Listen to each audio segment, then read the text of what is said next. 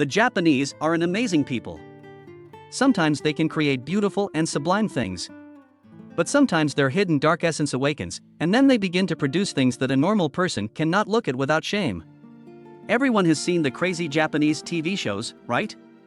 The anime industry is not spared from such a trend. This time I will tell you about an anime that has a long and hard to pronounce name Shimanita to Iu Genin Jie Sanzai Shernai Taikatsu na Sekai. In short, Shimasika, which means below the belt jokes in Japanese. The title speaks for itself.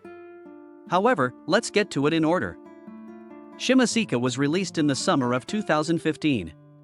The anime was released by the Studio JC staff and consists of 12 episodes. It's based on the anime, which was later used to draw the manga. To be honest, I would have ignored this anime in any other case, but the summer season was so unsaturated that even Shimasika seemed like a decent option for viewing. I fell for the bright picture and interesting description. What can I do? And the description is really curious. The anime tells us about the hard life in Japan in the near future. For several decades, there is a moral law, according to which people are forbidden to say words with indecent and sexual context. Moreover, one cannot even make vulgar gestures. Every citizen is obliged to wear mini terminals around their necks and wrists, which monitor compliance with the law around the clock. If you say anything out of line, you go to jail. You give someone the middle finger, you go back to jail. Japan is now a highly moral society, where such displays of savagery are unacceptable.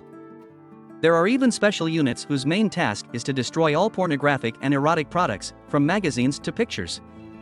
The main character Tanukichi, who has just entered high school, has to live in such a harsh society. On his way to school, he witnesses an act of terrorism. Some crazy girl with underwear on her head, calling herself a thorn in the snow, starts throwing pictures of naked girls and shouting profanities in public. And then quickly escapes from the police. Okuma's misfortunes don't end there. It turns out that a girl named Ayam Kaju, a student at his school, is the thorn in the snow. She blackmails Okuma into becoming a member of SOX, a terrorist organization whose main goal is to undermine the morals of a despicable society. After reading such a description, I involuntarily wanted to turn on the first episode to make sure that everything written is not a hoax. You can take my word for it, everything is true. Such an unusual anime does exist.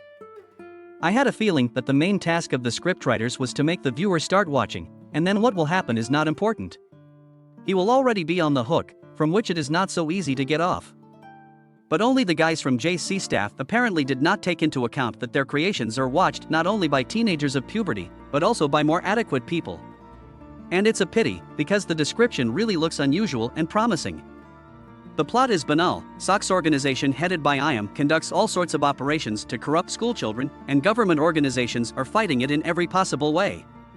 But here's the problem, there is no unified storyline in the anime.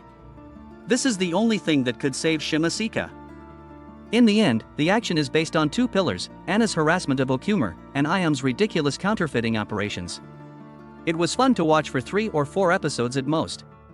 Then I started to get bored with it, and towards the end of the series just pissed me off. I understand that the main idea of the anime is to mock censorship. Excessive prohibitions do not lead to anything good. The creators mocked the ban on free speech and self-expression. In general, quite good intentions. But the realization is disgusting.